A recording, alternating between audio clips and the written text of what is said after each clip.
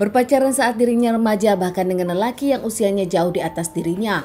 Namun pacaran mereka hingga hamil, melanjutkan hubungan CLBK, berujung sang wanita dihabisi lelaki itu sendiri karena ternyata sang lelaki tak mau bekerja. Kejadian kisah nyata kali ini terjadi di Ungaran, Semarang. Seorang wanita muda bernama Holidatul Nikmah berpacaran dengan Imam Sobari. Usianya saat itu jauh. Husnatul saat itu masih SMP, dirinya pun bahkan masih 14 tahun. Sementara sang lelaki Iman, dirinya sudah 25 tahun. Pacaran Holidatul dengan sang pacar Imam tadi direstui keluarganya bukan tanpa alasan karena saat itu Holidatul masih kecil. Pacaran mereka kebablasan padahal mereka masih muda hingga akhirnya Holidatul pun berbadan dua. Bukannya menikahi Holidatul sang pacar, Imam malah memilih kabur dan akhirnya dilaporkan oleh keluarga Holidatul. Imam sendiri akhirnya diamankan pihak yang berwajib saat itu dirinya menjalani persidangan hingga akhirnya divonis hukuman 10 tahun. Saat Imam diamankan, Holidatul menjalani kehidupannya, bahkan Holidatul pun melahirkan anak mereka. Seorang lelaki yang diberi nama Adnan dan diurus oleh keluarga Holidatul. Beberapa tahun berjalan, Holidatul pun menikah lagi. Dirinya menikah dengan seorang laki-laki yang pekerjaannya sebagai TKI dan sang suami pun merantau ke Malaysia. Sementara Holidatul yang tak mau sendirian dan tak mau kesepian, dirinya pun memilih kerja, dirinya ingin produktif. Holidatul merantau ke Semarang, dirinya bekerja di salah satu pabrik. Sementara sang anak diurus orang tuanya, Holidatul mengirimkan uang gajinya setiap bulan untuk anak sematawayangnya. Holidatul dengan sang suaminya memang belum dikarunia anak. Holidatul pasca menikah dengan sang suami pergi ke Malaysia untuk menjadi TKW dan tak lama Holidatul pun kos-kosan di Ungaran, Semarang untuk bekerja di salah satu pabrik. Divonis 10 tahun oleh pengadilan, namun ternyata Imam hanya menjalani hukuman 5 tahun lebih. Pasca itu Imam pun keluar dari rumah tahanan. Usai dari keluar rumah tahanan, Imam pun kembali ke kampung halamannya. Di sana bahkan Imam terlihat berubah oleh para tetangga. Imam sendiri sempat datang ke rumah Husnatul untuk menengok sang anak Adnan. Bahkan saat itu Imam pun diterima baik oleh keluarga Husnatul.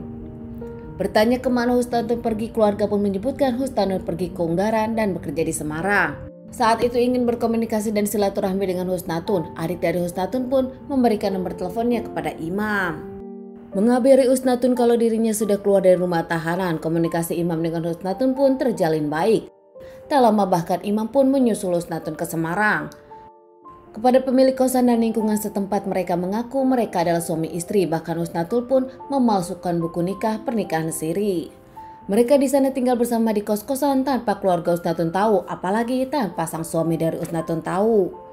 Saat itu Imam pun berjanji akan mencari pekerjaan, bahkan Imam kursus menjahit demi dirinya bisa masuk pabrik yang sama dengan Husnatul. Husnatul bekerja demi keluarganya, namun belakangan Husnatul pun harus membiayai Imam. Berpacaran lagi dengan Imam di belakang sang suami dan di belakang keluarganya.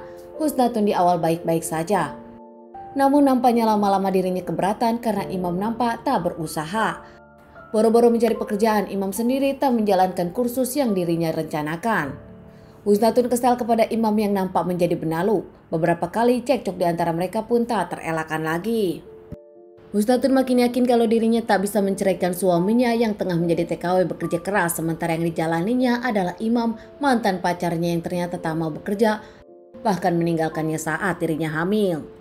Husnatul pun kini berubah, tak seperti di awal Husnatul yang selalu romantis, namun kini dirinya selalu menjauhi Iman. Beberapa kali Iman ingin melakukan hubungan suami istri, namun nampaknya membelakangi Iman saat tidur. Kesal dengan perubahan Iswatun, akhirnya saat Iswatun membelakanginya tertidur, Imam pun langsung membawa senjata tajam dan bahkan mencekik Iswatun. Membekap Iswatun dengan bantal dan mencekiknya hingga Iswatun tak bernyawa. Imam pun menikam Iswatun beberapa kali. Saat menyadari Iswatun sudah tak bernyawa, Imam pun kamar mandi, bahkan dirinya mandi dan tertidur. Keesokan paginya Imam ke pasar membeli senjata tajam untuk membuat Husnatul beberapa bagian. Pulang ke kosan dan melakukan aksinya, membungkusnya dengan beberapa plastik, Imam pun membuangnya di beberapa tempat. 2 kali Imam melakukan aksinya demi membereskan semua pekerjaannya. Imam sendiri nampaknya mengambil harta benda milik Iswatun, mengambil uang dari M-Banking Iswatun, menjual emas-emas Iswatun, dan juga mengambil uang cash Iswatun. Imam kabur ke kampungnya dan berlaku seperti tak terjadi apa-apa. Sementara kejadian di tempat lain, seseorang nampaknya menemukan potongan jenazah seseorang yang langsung dilaporkan kepada pihak kepolisian. Pihak kepolisian pun menyelidiki kasus ini, nampak mencari identitas dari jasad namun tak ditemukan. Di dekat tumpukan plastik tersebut ada ATM yang ternyata saat dicek ke bank milik Kusnatun.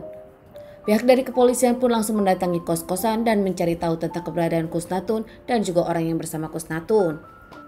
Dari pihak kos-kosan sendiri menyebutkan kalau Kusnatun tinggal di sana bersama suami sirinya. Tak lama pihak kepolisian pun langsung mengabari keluarga Kusnatun dan menjelaskan semuanya. Keluarga Kusnatun nampak kaget dengan kejadian ini, mengaku kalau Kusnatun sudah menikah namun menikah secara resmi dan suaminya di luar negeri. Suami siri tersebut ternyata adalah imam yang menurut keluarga Kusnatun bukan suami Kusnatun melainkan ayah dari anak Kusnatun.